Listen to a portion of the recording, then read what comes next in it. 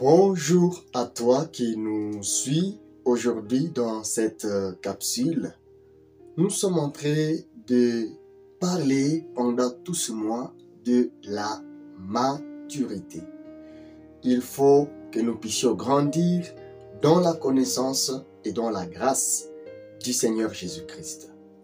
Cette capsule fait suite à deux, si pas trois autres, qui ont précédé et qui nous ont beaucoup édifiés. Nous venons dans celle-ci pour continuer parlant de premiers pas qui vont nous aider à aller vers cette maturité. Déjà, dans des parties introductives, nous avons beaucoup appris et dans celle-ci, je crois que Dieu va encore nous parler.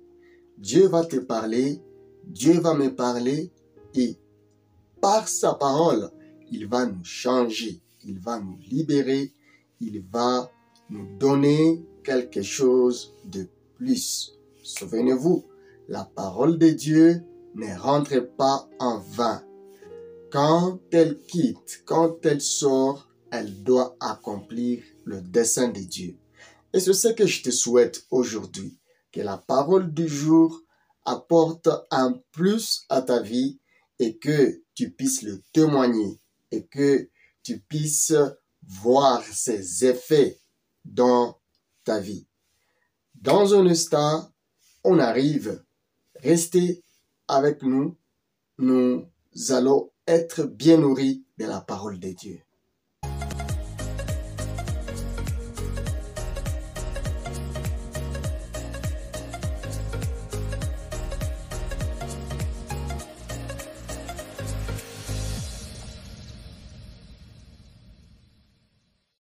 Voilà, merci pour votre fidélité. Merci à vous qui témoignez que à partir de ce contenu, Dieu est en train de vous parler. Et si vous êtes nouveau sur ce plateau, nous vous assurons que Dieu va réellement vous parler au travers nos capsules.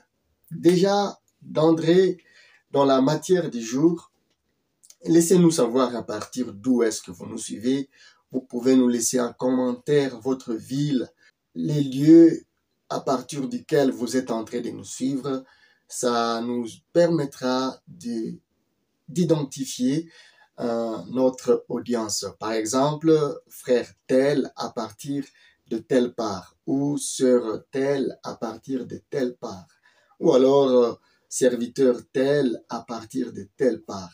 Et vous tous qui marchez avec nous dans cette série Route, une série de la maturité, une série pour nous aider à connaître davantage le Seigneur et notre vie en lui.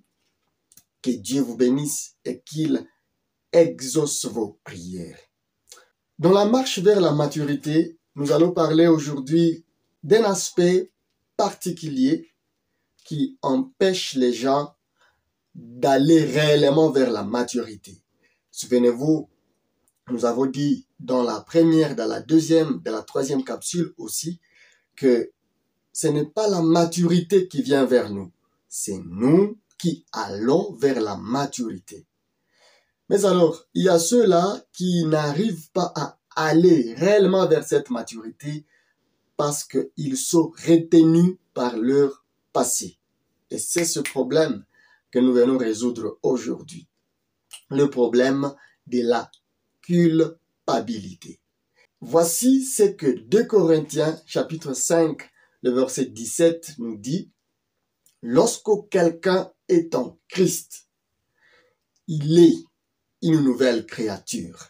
Dans d'autres versions, dit, il devient ou il est une nouvelle création. J'aime la suite. Les choses anciennes sont passées, voici toutes choses sont devenues nouvelles. C'est un passage que tu ne devrais jamais oublier. Lorsque quelqu'un est en Christ, il est une nouvelle créature. Les choses anciennes sont passées et voici toutes choses sont devenues nouvelle. On ne saura pas vivre dans la nouveauté de vie si notre passé continue à nous réclamer, à nous retenir. Autrement dit, comme nous avons vu aussi dans Colossiens chapitre 1er, le verset 10, que nous devons marcher dans une manière digne du Seigneur et grandissant dans la connaissance de Dieu. Cette pensée nous ramène à voir notre régénération dans le Seigneur. À partir de l'instant que vous donnez votre vie à Jésus, physiquement, à la même minute, quand on continue à vous regarder, c'est comme s'il ne s'est rien passé. En réalité, là à l'intérieur, dans votre esprit, il y a eu un très grand miracle qui s'est produit. L'homme n'est pas que ce corps, il est aussi âme, il est aussi esprit. Alors, quand on dit il est une nouvelle créature, c'est ce concept qu'il nous faudra comprendre. Quand nous sommes une nouvelle créature en Dieu et que nous savons ce que cela signifie, ça change tout. Vous savez quoi? On peut vous faire une promotion. Ce n'est qu'un exemple pour vous faire comprendre.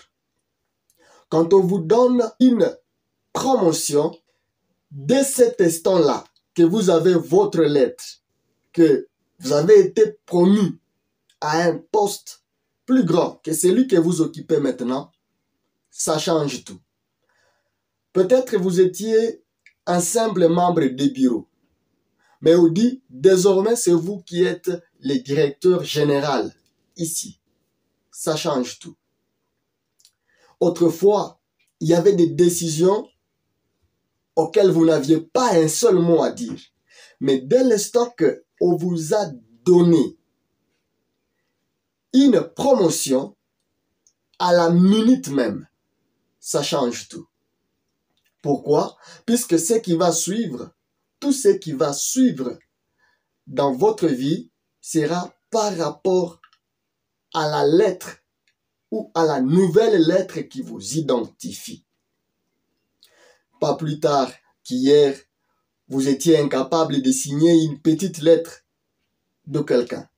Mais dès l'instant qu'on vous a donné une promotion, vous avez le pouvoir d'agir selon l'image qu'on vous a confiée, mêmement en Christ.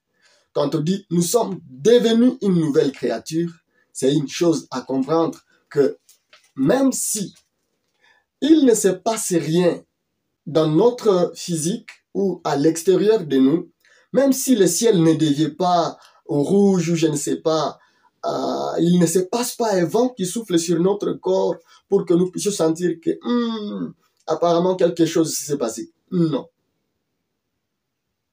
Là à l'intérieur, dès que vous avez dit oui à Jésus, tout a déjà changé. Et la Bible va jusqu'à nous dire, tous ceux qui l'ont reçu, tous ceux qui ont cru en son nom, il leur a donné le pouvoir de devenir enfants de Dieu.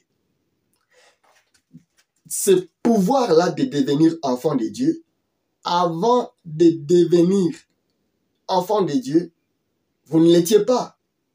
Voilà pourquoi Paul dit, nous qui étions autrefois ennemis de Dieu, nous qui étions autrefois loin de Dieu, il nous a réconciliés avec lui. C'est Dieu lui-même qui nous a réconciliés avec lui en Jésus-Christ. Par la mort du Christ, Dieu nous a réconciliés. Il y avait la séparation, mais nous avons été réconciliés. Voilà pourquoi il nous dit marcher dans la nouveauté de vie. Beaucoup n'y arrivent pas parce qu'ils ont du mal à désolidariser avec leur passé.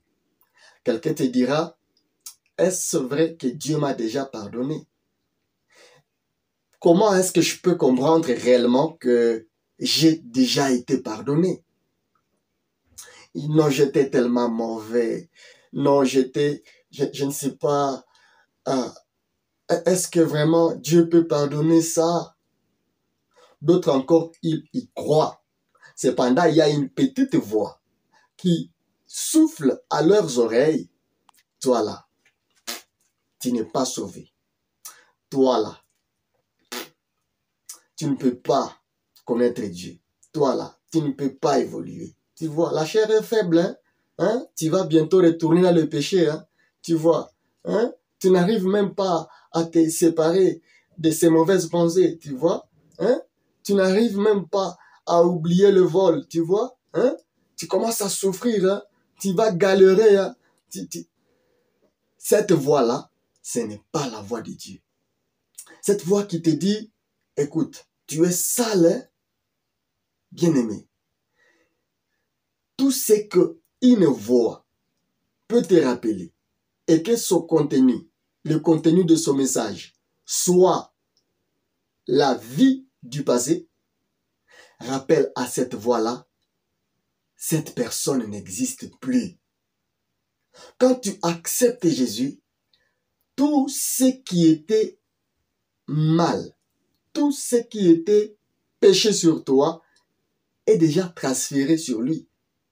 D'ailleurs, cela a déjà été fait bien avant. Il y a des gens qui continuent à stresser alors que Dieu a déjà tout payé pour eux. J'aime comment est-ce que l'apôtre Paul le dit autrement. Il dit, il a déchiré l'acte des ordonnances qui nous condamnaient. À supposer que je suis un père et que je donne à mon premier fils son héritage, au second son héritage, au troisième son héritage, au quatrième son héritage. Mais le premier fils, il est assez mature, il a déjà reçu son héritage, je le lui donne. Le second de même. Mais les deux autres, je mets une condition, je dis, ok, quand ceux-ci vont atteindre tel âge, donnez-leur leur héritage. L'héritage n'est pas livré lorsque ces deux derniers fils ont atteint l'âge. Non. L'héritage a déjà été livré depuis longtemps. Mais c'est lorsque eux vont remplir la condition qu'ils vont maintenant accéder à l'héritage. Mais l'héritage était déjà livré bien avant. C'est la même chose avec la nouvelle vie en Christ. Dieu a déjà accompli son plan de sauver l'humanité. Ce n'est pas à l'instant que toi tu dis, je donne à Jésus ma vie, j'accepte Jésus comme mon Seigneur et mon Sauveur personnel. Ce n'est pas à ce moment-là que Jésus meurt à la croix pour toi. Non. Il est déjà mort à la croix pour toi. Il y a 2000 ans, il a déjà accompli cette œuvre-là. Voilà pourquoi tu devras rappeler à cette voix qui te juge, à cette voix qui te dit que tu n'es pas enfant de Dieu, à cette voix qui te rappelle ton passé, dis, d'ailleurs j'étais ignorant. Quand je faisais tout ça, je ne savais pas que c'était déjà payé. Ne m'empête plus. Je suis une nouvelle créature, point y. La lettre d'affectation, revenons à l'illustration que j'ai donnée bien avant, peut traîner à arriver. On va comprendre que peut-être le propriétaire ou les bénéficiaires de la promotion, c'est un simple enseignant. 1 mois, 2 mois, 3 mois après, il n'est pas encore informé de ce qui est dans la lettre de promotion, qu'il est déjà directeur, par exemple, de son école. Il va continuer à enseigner. Il va continuer à faire toutes les tâches de l'enseignant. Mais dès l'instant qu'il reçoit la lettre là, tout change. Il ne va plus entrer dans la salle de classe pour s'occuper des élèves. Il va aller au bureau pour diriger l'école. Si aujourd'hui, tu continues à demeurer dans le passé, à demeurer dans les péchés aussi, alors qu'il y a 2000 ans, Christ est déjà mort pour toi. Et si tu continues à écouter cette voix-là, qui te dit que pour toi, là, c'est impossible que tu puisses marcher comme les autres enfants de Dieu étant libres, puisque c'est à la liberté que Dieu nous a appelés. Et quand nous connaissons la vérité telle qu'il le dit, nous devenons réellement libres. Bien-aimé, tu es en retard. Si tu continues à écouter le diable, à lui donner les oreilles, avec toutes les bêtises qu'il peut te dire, tu es en retard. Il sait la vérité, mais son gain ou son avantage sur toi, c'est lorsque toi, tu ne veux pas connaître la vérité.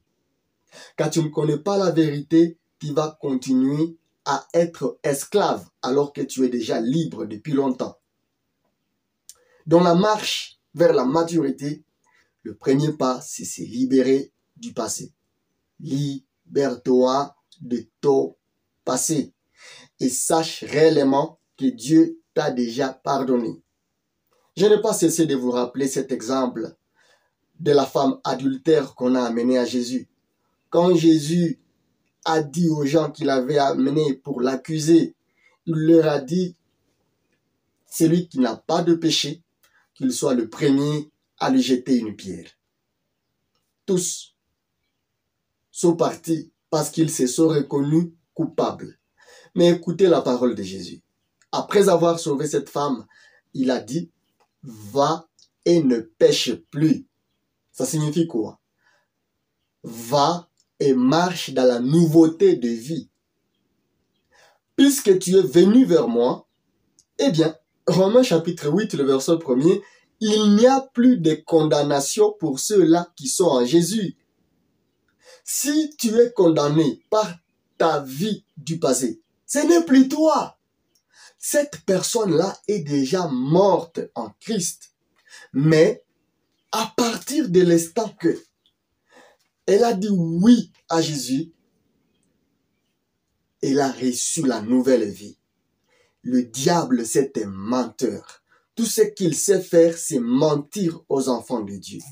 Tout ce qu'il sait faire, c'est de faire penser aux enfants de Dieu qu'ils ne peuvent pas accomplir leur mission, qu'ils ne peuvent pas adorer les vrais dieux, qu'ils ne peuvent pas connaître les vrais dieux, qu'ils ne peuvent pas marcher dans la vie que Dieu a tracée pour ses enfants. Mais la bonne nouvelle est que c'est lui qui t'a sauvé. Il a déjà vaincu le monde. Il a déjà vaincu le diable. Voilà pourquoi il dit, ne donne pas accès au diable. Il faut que chaque jour tu te souviennes que tu n'es plus la même personne qu'avant de donner ta vie à Jésus. Tu es déjà une nouvelle créature. Tu dois marcher en nouveauté de vie. Voilà pourquoi toi qui étais autrefois condamné, toi qui autrefois méritais la mort que le salaire de ton péché, dès l'instant que tu as reçu le don gratuit de Dieu, la vie éternelle en Jésus-Christ, c'est comme une seconde chance que Dieu te donne afin de marcher en nouveauté de vie. Écoute et retiens ceci pour aujourd'hui. Quand tu reconnais la grâce de Dieu d'avoir saisi la nouvelle vie, la vie éternelle en Christ, ne commets plus l'erreur de revenir à tes péchés d'autrefois. Puisqu'il est écrit dans Hébreux que si les justes se détournent de la bonne voie, je ne me réjouirai pas de lui. C'est l'Éternel qui s'adresse à ses enfants. Il veut que chaque jour nous puissions progresser dans sa connaissance, progresser dans son caractère, progresser dans la vie qu'il nous a donnée.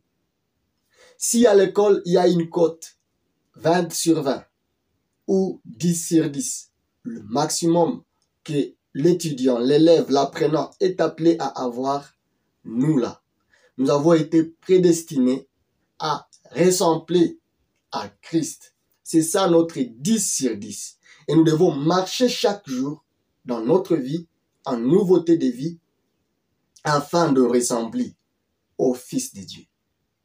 Quand il nous sauve, nous devons garder nos yeux fixés sur lui et ne pas donner nos oreilles, nos yeux, nos sens à tout ce qui peut nous éloigner de lui. Souvenez-vous de la femme de Lot.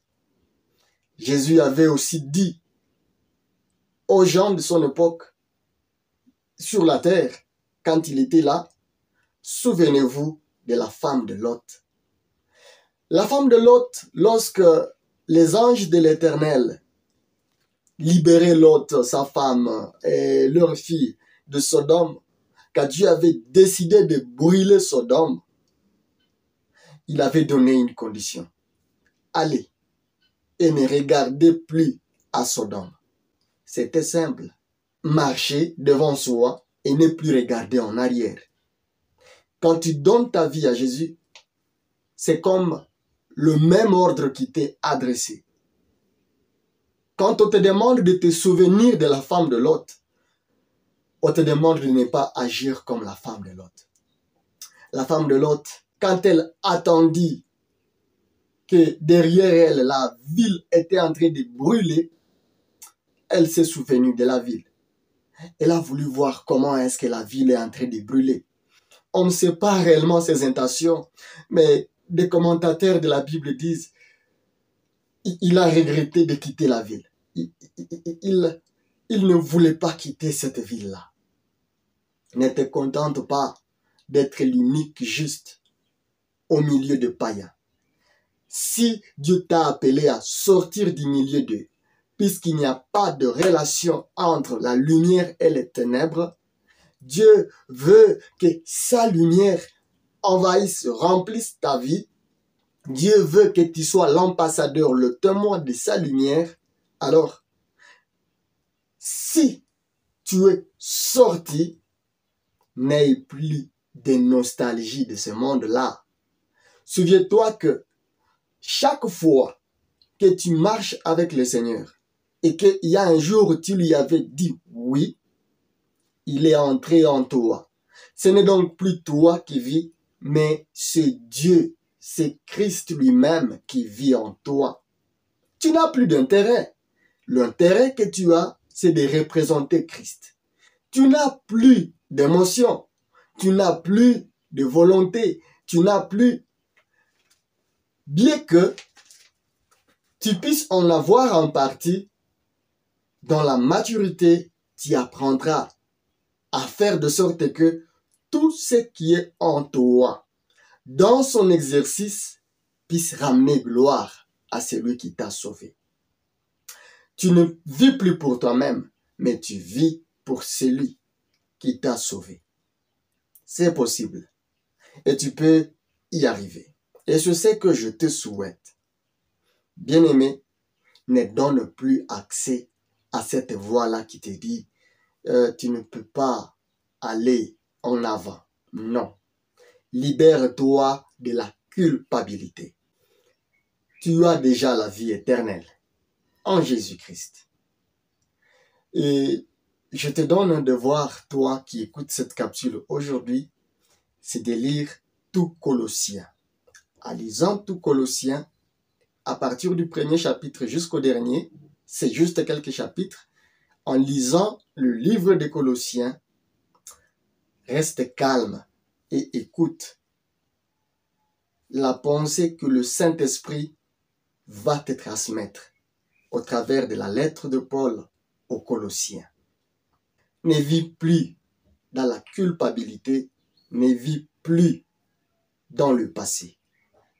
Ne retourne plus à ta vie d'autrefois, puisque Dieu t'a déjà libéré de cette vie-là.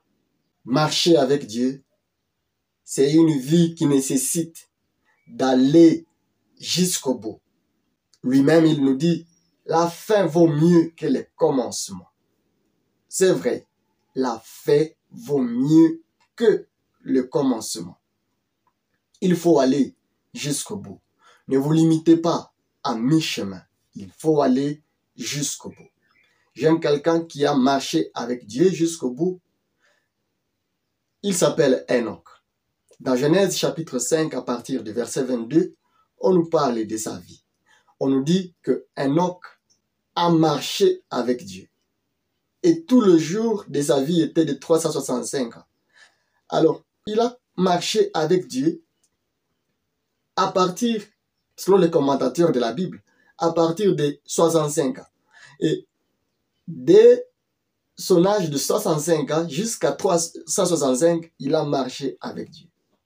Mais toi, le diable te dit, non, tu ne peux pas réussir à faire une semaine sans péché, un mois sans péché. Souviens-toi de l'Égypte, souviens-toi d'autrefois, souviens-toi de toute la joie que tu avais dans le monde. Ce n'est pas et ce n'était pas la joie. Pendant la marche vers la terre promise, les enfants d'Israël étaient tentés de dire à Moïse, Moïse, regarde ce que tu nous fais. En Égypte, on n'avait jamais subi ça. Là, on prenait quand même de la viande, même si on était esclave. C'est ce que plusieurs font aujourd'hui. Quand ils sont en train de marcher avec Dieu, ils se souviennent aussi de leur passé. Non, ne vivez plus dans le passé. Dites au revoir au passé. Je ne vois pas une seule personne qui a déjà mis ses pieds dans le trait. En plus, les traits en grande vitesse, continuer à faire les activités qu'il a laissées derrière lui. Non. Il est dans un voyage. Il est en train de rouler. Il va en très grande vitesse. C'est comme ça que retiens cette image en tête.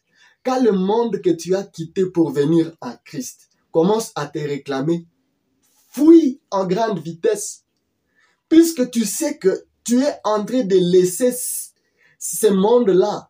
Ce monde n'est plus digne de toi, puisque tu es déjà citoyen d'un autre royaume. C'est possible que tu puisses marcher avec Dieu en nouveauté de vie. Je ne sais pas pour toi, qu'est-ce qui était avant que tu ne donnes ta vie à Jésus et que avec Dieu tu apprends à laisser, à abandonner. Tu dois l'abandonner totalement et vivre pour ton Seigneur. Quand tu vivais autrefois pour toi-même, décide de vivre pour ton Seigneur. Décide de vivre rien que pour lui. Et il va t'étonner. Il va te montrer sa grâce. Il va te montrer sa vie. Samson, à qui on avait donné une grande mission de commencer à délivrer le peuple de Dieu, quand il a fui cette voie-là, vous savez sa finalité. On l'a troué les yeux et il était esclave de ceux-là qui étaient censés être ses esclaves. Mais quand il a dit, Seigneur, cette fois-ci, redonne-moi encore mes forces, que je me venge une fois pour toutes. Vous savez, cette prière-là de Samson, c'est la prière que plusieurs doivent faire aujourd'hui. Et qu'ils disent, Seigneur, nous nous relevons. Mais quand nous allons nous relever, que cette fois-ci te trouve place en nous.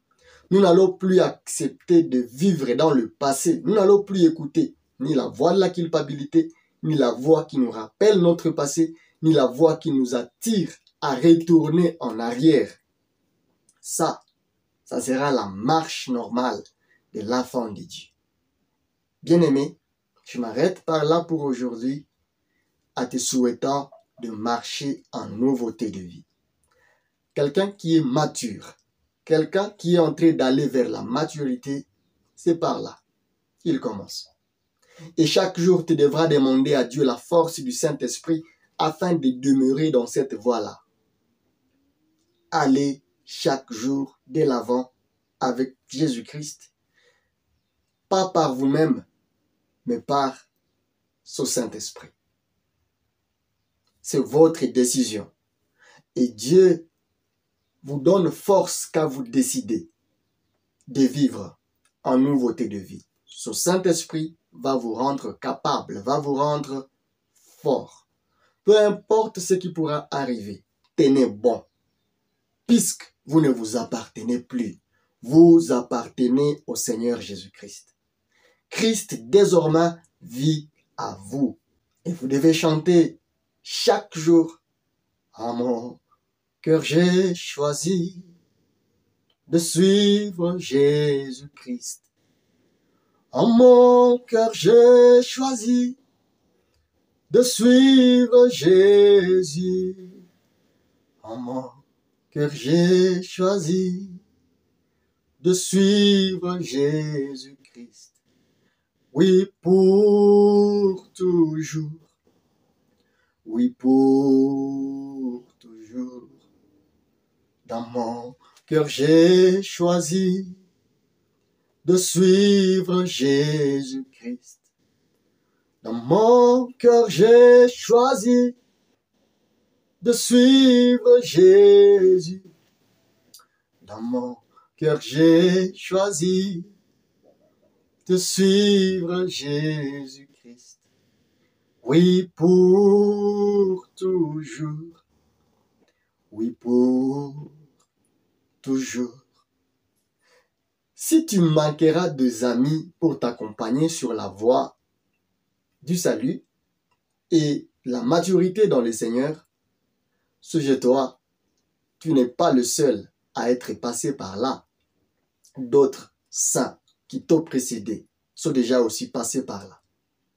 Il y a le compositeur de ces cantiques qui a dit « Si mes amis s'en vont, qu'importe moi j'irai. Si mes amis s'en vont, qu'importe j'irai. Si mes amis s'en vont, qu'importe moi j'irai. Oui, pour toujours. Oui, pour toujours. Oui, pour toujours. Oui, pour toujours. Les oui que vous avez dit à Jésus, c'est les oui pour toujours. Les oui que vous avez dit au Seigneur, c'est les oui pour toujours. Ne reniez pas la foi, ne vivez plus dans l'ancienne vie, mais désormais, marchez en nouveauté de vie. Merci d'avoir suivi jusqu'ici. Merci de vous abonner, de vous approprier ce plateau afin de ne pas rater d'autres capsules qui vont venir dans la même série. Que Dieu vous bénisse.